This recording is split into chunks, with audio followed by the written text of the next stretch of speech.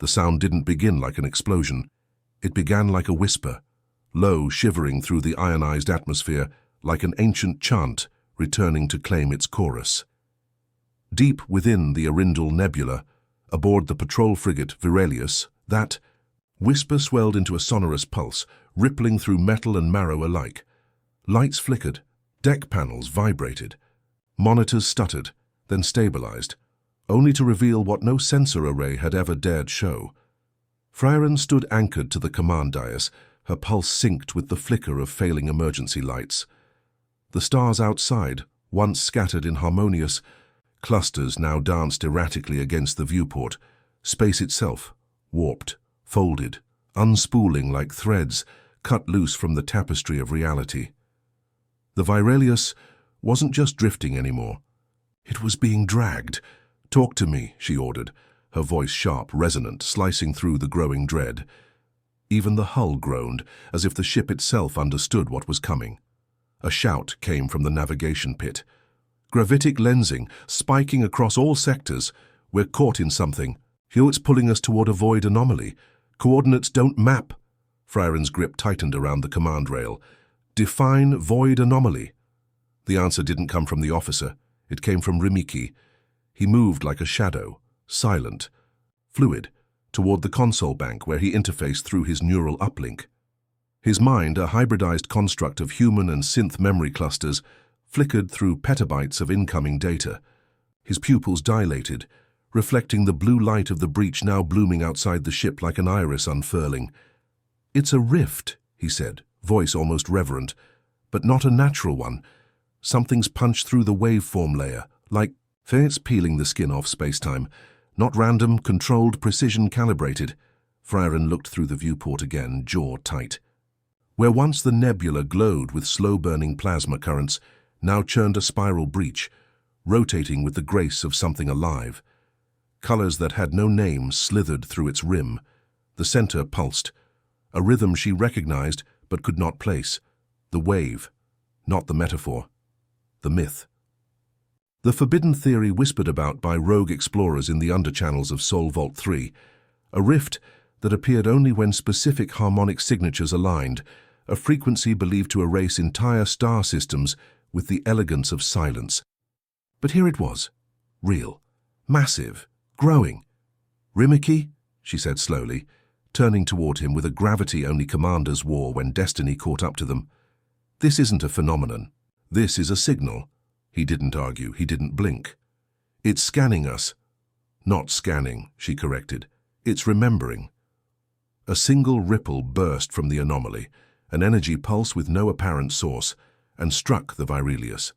Shields flared golden white as the bridge rocked violently. Stations sparked. One officer was thrown to the ground. Klaxons screamed across the decks. Yet the ship held. Frieren's voice cut through the noise. "Status! Shields at 82%. Secondary relays absorbed most of the shock," Rimiki said, rising. His hands glowed faintly with residual data charge from the feedback. But that wasn't a weapon strike. That was contact. The breach twisted again, and something stepped through. A vessel. It wasn't a ship in the traditional sense, no engines, no armor plating. It was fluid and sharp all at once, its surface writhing like obsidian oil stretched thin over an invisible frame.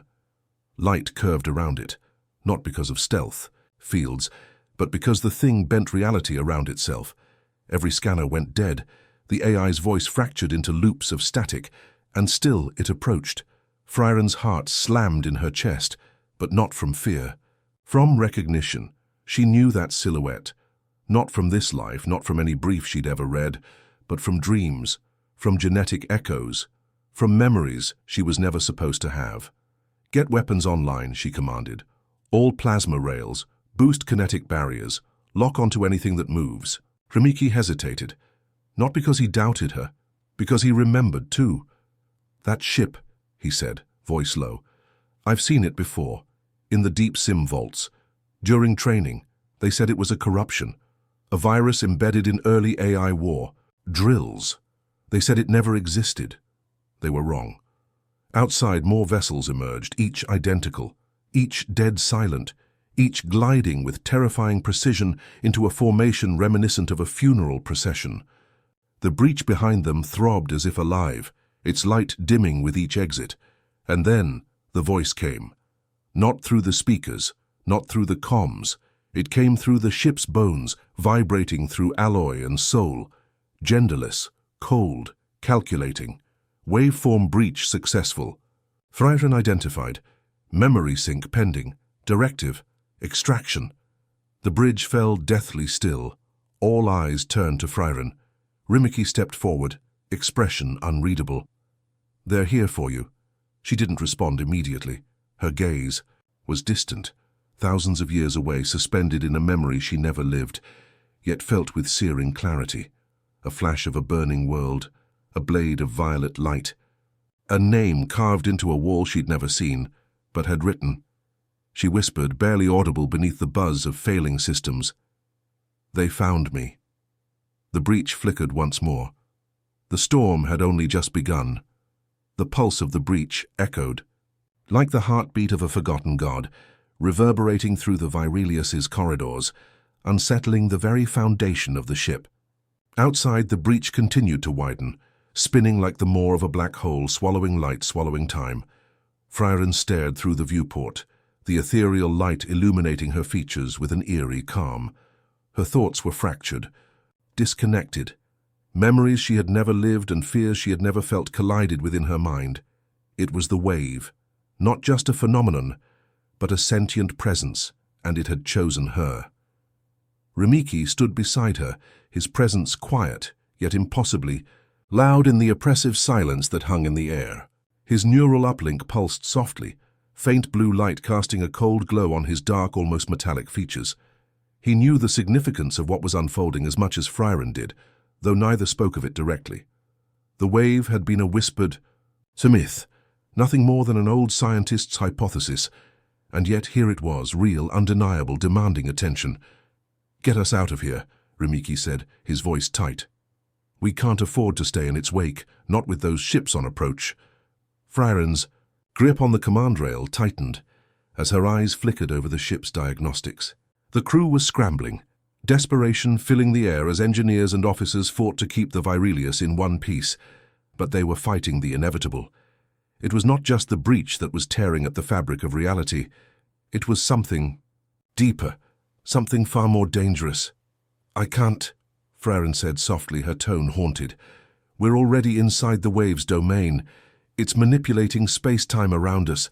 We're not going anywhere unless it lets us."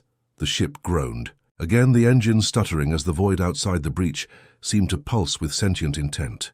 The AI on board, the one that had always been the ship's lifeblood, whimpered like an animal in pain as it struggled to process the overload of data. It had never encountered anything like this before. No algorithms, no equations could explain the phenomenon. The wave was beyond anything the Virelius had been built to understand. Rimiki's voice brought her back to the moment. "If we don't act now, we'll be dragged into whatever those ships are, or worse. We need a plan." Frieren nodded, a grim understanding settling in her chest. "I know what they are, and I know what they want, but we don't have time to outmaneuver them. The Virelius isn't built for this kind of battle." Her eyes moved over the bridge crew, who were now scrambling to monitor the external sensors, manually adjusting the flux of power between the systems as the ship's hull groaned under the pressure of the gravitational warping. "What if we could break through their formation?" Rimiki suggested, his mind already racing, the gears of his tactical brain spinning with options. Frieren's thoughts were already ahead of him. "The ships, they're not just ships.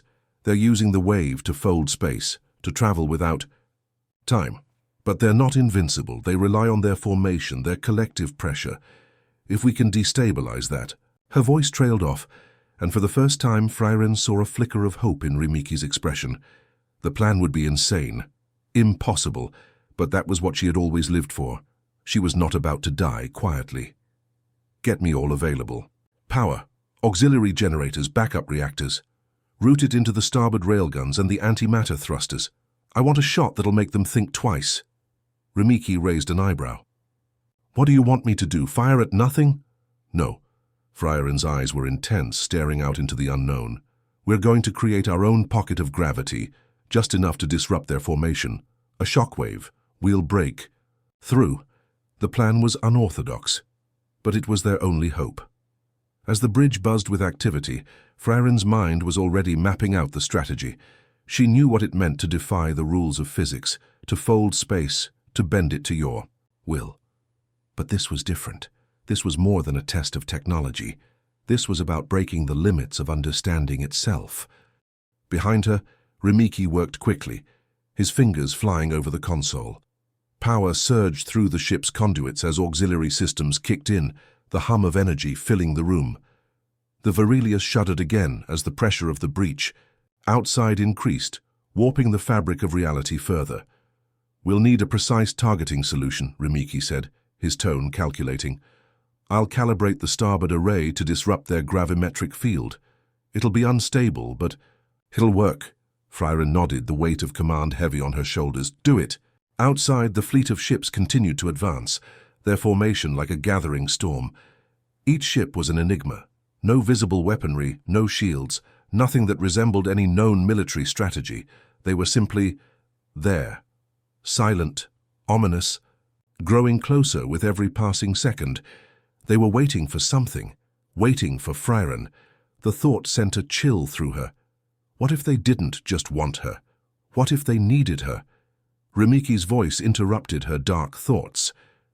"Array calibration complete. We're ready on your mark." Freyren glanced over at the readouts. Everything was aligned. The Virelius was a heartbeat away from tearing through the fabric of space and time itself.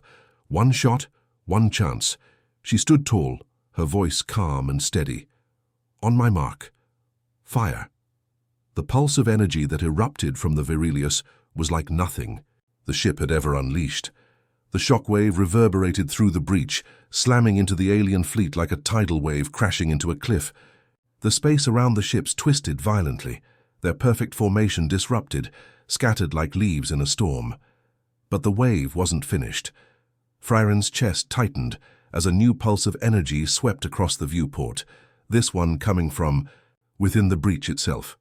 It was not just a wave of force, it was a wave of consciousness, pushing against their will.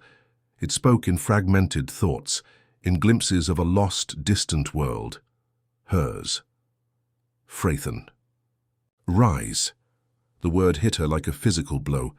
It was an old name, an ancient name, a name she had abandoned, a name that had no place here in this fractured life she had come to accept. But now it was calling her home. The ship rocked, as another pulse from the breach slammed against them, throwing Freyren off balance. She barely caught herself on the command rail, her thoughts racing in a whirlwind of dissonant fragments. Her fingers shook, but she forced herself to steady them. The breach outside, the wave, was not just a phenomenon.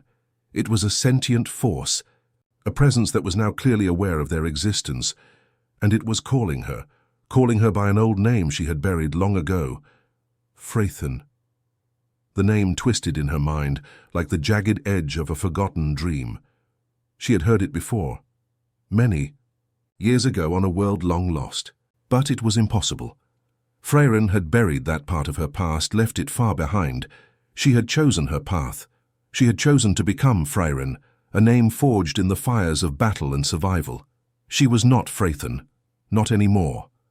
But the wave, it knew.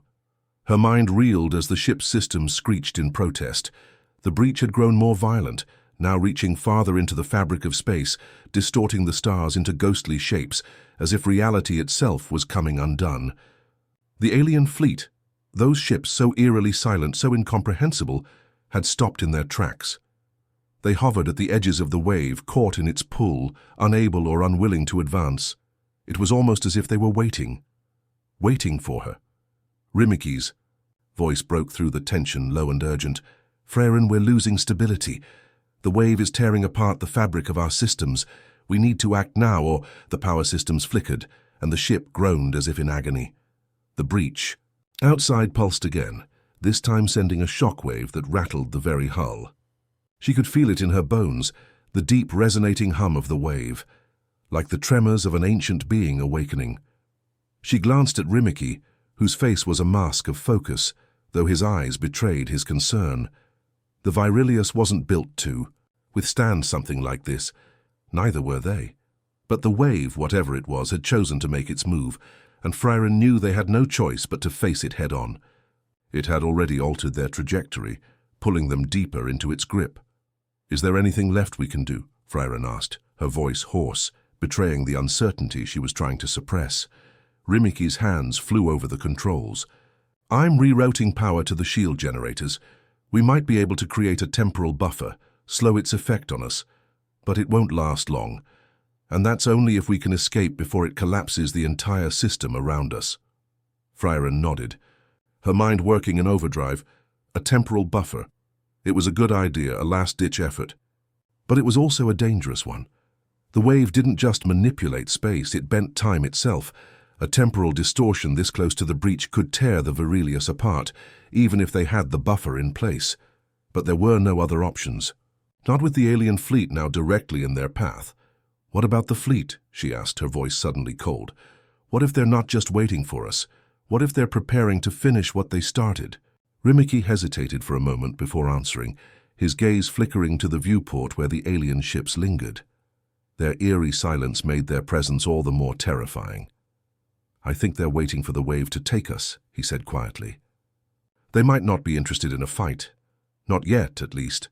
The thought sent a chill through Frieren. These ships, these aliens, hadn't made a move against them yet. But the way they hovered, stationary, poised but patient, was almost more unsettling than if they'd attacked outright. There was something about their presence that was off, like they were biding their time, watching, studying, waiting for the right moment. But what were they waiting for? Frieren didn't have time to dwell on it. The wave was pulling them in deeper. They were almost within its event horizon, too close to escape. The Virilius's engines were already at maximum output, but no matter how fast they pushed, they couldn't outrun the pull of the breach. The alien ships, too, were locked in place, caught in the same gravitational force, and yet they didn't seem to be fighting it. They were passive, watching. "Get ready," Frieren ordered, her voice steady though her heart raced. "Activate the buffer. We'll use it to break free from the wave's pull, at least long enough to regain control of the ship." Rimiki didn't hesitate. His fingers flew over the console, setting in motion a chain reaction of systems designed to create a temporary shield, a buffer of sorts, that would isolate the ship from the effects of the temporal distortion. It was their only chance if it worked. The hum of the ship grew louder, the vibrations almost imperceptible as the engines surged and the buffer began to engage.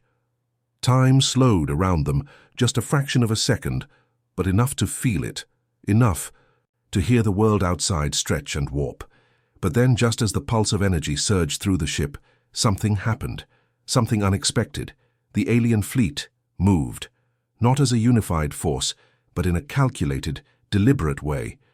The ships began to shift, slowly at first as though testing the waters of the wave's influence. And then, as if in one synchronized motion, they broke apart. It was not a retreat, it was not an attack, it was a realignment. Frieren's breath caught in her throat. "What are they doing?" Rimiki's eyes widened in realization. "They're not escaping. They're folding space. They're about to collapse the entire sector. They're going to force us into the wave." A chill ran down Frieren's spine as the pieces clicked together. The fleet wasn't simply waiting.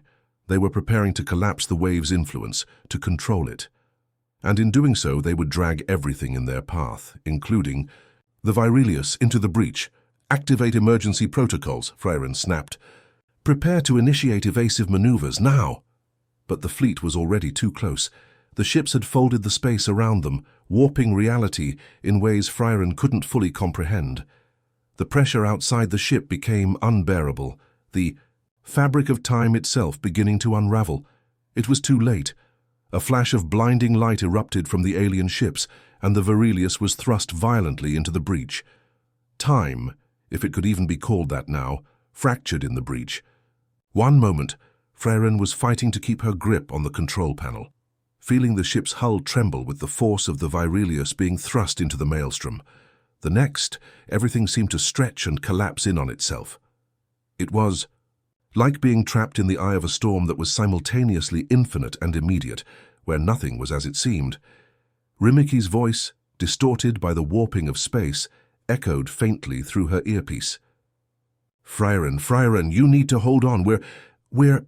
His words twisted as though they were being swallowed by some great cosmic maw. She couldn't focus on them, couldn't even focus on the ship itself. The ship had become part of the wave, part of the distortion. Its sensors were useless, its propulsion barely responding to the controls. The Virelius was trapped in a singularity of existence. There was no up, no down, no past, no future. Just the crushing, suffocating present. Frieren!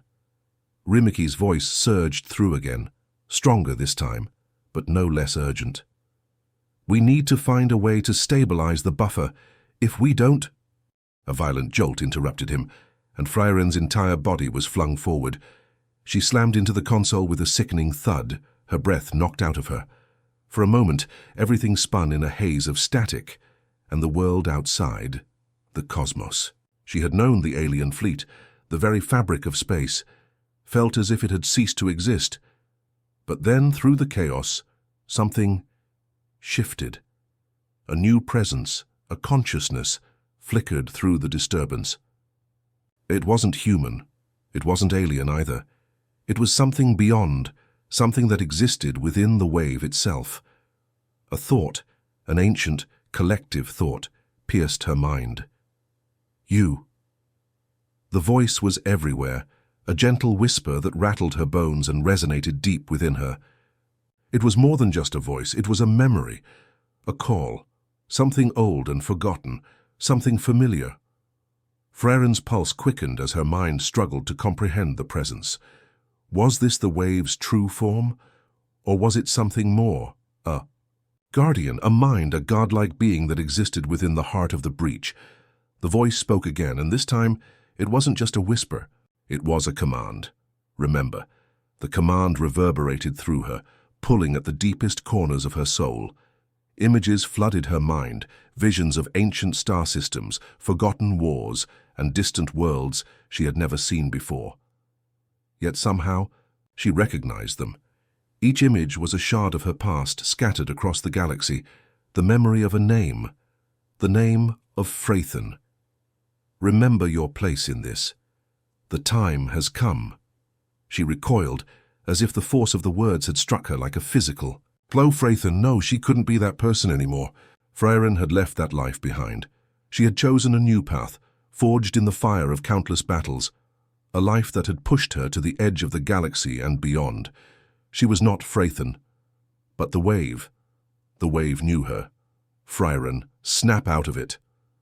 Rimiki's voice was sharp, filled with panic. We need you. Focus. The temporal buffer is failing. We can't hold on much longer. Frieren blinked, shaking her head as if to clear the fog in her mind. She pushed the voice of the wave aside, or at least tried to. But something within her, something primal, urged her to listen, to understand. Rimiki, she shouted, her voice strong despite the chaos surrounding her. We're not just escaping the breach, we need to understand it. The wave. It's alive, Rimiki. It's more than just a cosmic phenomenon. It's sentient. And it's calling me. Rimiki's face appeared on the holographic display, his eyes wide with disbelief. What do you mean calling you? Frieren, we need to get out of here. This isn't the time for... No, Frieren interrupted, her voice firm. This is the time. The wave is not just a force, it's a gateway. It's trying to communicate with me. I don't know why, but we need to listen. The ship lurched again, the force of the wave's pull growing stronger with each passing moment. The stars outside were now little more than streaks of light, swirling around them in an incomprehensible dance. Reality itself was unraveling. Frieren could feel the walls of the ship groan as they stretched against the tidal forces of the breach. In that moment, she knew the truth. There was no escaping the wave. Not unless they could unlock the secret it held. They had to become part of it, or they would be consumed by it. Rimiki, Frieren said, her voice steady despite the panic rising in her chest. We need to stabilize the ship, create a temporary nexus, a point where the wave can't distort us. I know it sounds crazy, but this is the only way. Rimiki hesitated, his face a mixture of confusion and dread. A nexus? But that could tear us apart. It could, Freyren agreed. But it's our only chance to control the wave long enough to figure out how to survive. There was a long pause, and for a moment, Freyren thought Remiki might refuse. But then his eyes narrowed and he nodded. I'll do it. I'll reroute the energy through the secondary conduits. If we do this right, we might be able to create a stable point in the breach. The ship trembled once more, and Freyren gripped the command rail, her heart pounding in her chest. This was it. They had no other choice. The breach was closing in around them, and the alien fleet was no longer just observing. They were preparing for something catastrophic. We have one shot at this, Remiki, Freyren said, her voice calm but resolute. Do it, now. As Remiki worked, his fingers moving with precision over the controls, Freyren closed her eyes, reaching out with her mind. She could feel it again, the presence of the wave, swirling around them, both oppressive and inviting. It was alive. It was waiting for her, and now Freyren was ready to listen. The breach had reached its peak, its pulse thundering through the ship with a resonance that rattled every bone in Freyren's body. Time was no longer linear, space no longer a constant. She could feel the ripples of the universe bending and folding around them, creating a vast, oppressive pressure on her mind. Every breath was thick with the scent of burning metal and the crackling energy surging through the Virelius. Yet, amid the chaos, something within her felt anchored, grounded. The connection with the wave was undeniable. The ship was alive. The breach was alive. Remiki's frantic hands danced across the console, his face set in a grim mask of concentration. "It's not stable," he called out, his voice strained. "The power surges are interfering with the flow. We need to isolate the core and reroute the graviton fields." Freyren's eyes flicked between the readouts and the swirling maelstrom outside the viewport. She could feel the weight of the decision pressing down on her. This wasn't just about surviving the breach anymore. This was about something far larger. The wave was a force of nature, yes, but it was also a door that only she could open. Remember who you are. The voice echoed again in her mind. It wasn't a plea. It wasn't even a command. It was simply truth. The wave knew who she was. It had known her before she had even become Freyren, before she had ever chosen to turn her back on the past. But as the ship quaked beneath her feet, she realized that the wave wasn't just calling to her, it was calling to all of them, to Remiki, to the alien fleet, to every life that had ever been touched by the tides of this cosmic force. "Remiki, slow down," Freyren said, her voice calm and precise. "You're pushing too hard. If we don't stabilize this energy, the entire fabric of space will collapse. We need to balance it, not fight it." Remiki shot her a glance, his brow furrowed. "You're talking like you know how to do that." "Freyren, we're in a crisis here. We don't have time for—" "I know what I'm doing," Freyren interrupted, her eyes never leaving the energy readings on the screen. "We've both been trained to fight, Remiki, but this is different. We're not just battling the breach, we're not fighting this, we need to become part of it." The idea settled between them like a heavy weight, and Remiki's breath caught. "What do you mean?" His voice was a whisper, barely audible over the hum of the failing systems. "You're saying we—" "Listen to me," Freyren said, cutting him off once more. She could feel the pull of the wave, the way it tugged at her thoughts like a gravitational force. "We need to release the flow, let it consume us, just for a moment. Let the breach merge with us. That's the only way we can truly understand it." She turned to the console, her hands now a blur of motion, mirroring Remiki's frantic activity. The ship seemed to respond, its systems humming in a rhythm that matched her heartbeat. She could feel it. The Virelius was no longer a vessel, but a living organism. It was breathing, pulsating, its energy waves syncing with the chaotic surges around them. Freyren knew that if they continued fighting the breach, they would lose. But if they embraced it, if they synchronized with it, then, perhaps, just perhaps, they could survive. Outside, the alien fleet was no longer a distant threat. It was right there, just beyond the distortion. Massive ships, each one more technologically advanced than anything Freyren had ever seen, now seemed to flicker in and out of reality. Their forms were shifting, distorted by the breach, like reflections in a warped mirror. And then she saw it. The flagship of the fleet, a behemoth, larger than the Virelius by a factor of 10, loomed ahead, its engines glowing like dying embers, in the storm. It was caught in the same turmoil they were, trapped in the rift between space and time. But unlike the Virelius, it wasn't reacting. It wasn't adjusting. It was waiting. Freyarin's fingers hovered over the control panel as she observed the fleet. They were watching her, waiting. She realized that they had never expected her to get this far. They had thought the breach would kill her, thought that their technology, their superior understanding of space would keep them safe. But it hadn't. The breach hadn't cared for their superiority. It had chosen her, chose her to understand it. And now, she was the key. "You need to make a choice, Freyarin," Remiki's voice broke through the haze of thought. "We can't. Keep the breach open forever. The alien fleet is closing in. We need to either stabilize or die," she finished for him. The truth was clear. They had no other options. The moment stretched, and in it, Freyarin made the decision. She wasn't going to close the breach. She wasn't going to fight it. Instead, she would open it wider, wider than any of them could comprehend.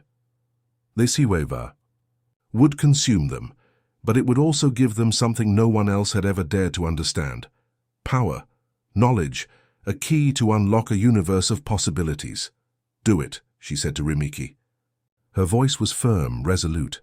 "We're going all in." With a swift motion, Remiki rerouted the power, stabilizing the core just enough to create a temporary hold. The ship groaned as the breach reached its crescendo, and for a moment, everything stilled. The distant stars flickered out as the universe seemed to contract, pulling everything toward the center. And then it happened. The breach exploded, not in a violent flash of light, but in a slow, unfurling wave of energy. It washed over the Virelius, over Freyarin and Remiki, over the entire alien fleet. Space itself seemed to bend, folding in on itself like a collapsing star. The universe stretched and reformed around them, an overwhelming rush of sensation and understanding flooding their minds. And then, in the midst of it all, Freyarin understood. She understood the wave. She understood why it had chosen her. The truth was not in the breach, but in the connection. The universe was not a thing to be controlled, but to be joined. And Freyarin had been given the rarest of gifts, a chance to be part of it, to transcend the boundaries of her existence. The alien fleet, caught in the tidal forces of the breach, didn't stand a chance. Their ships, powerful, advanced, were torn apart in an instant, their technology failing in the face of the wave's overwhelming might. But Freyarin and Remiki, they were different. They were part of the wave now. They had embraced it, and as the universe settled around them, the Virelius emerged from the breach, whole, intact, and changed forever. If you enjoyed it, please like, share, and comment below. Your thoughts mean the galaxy to us.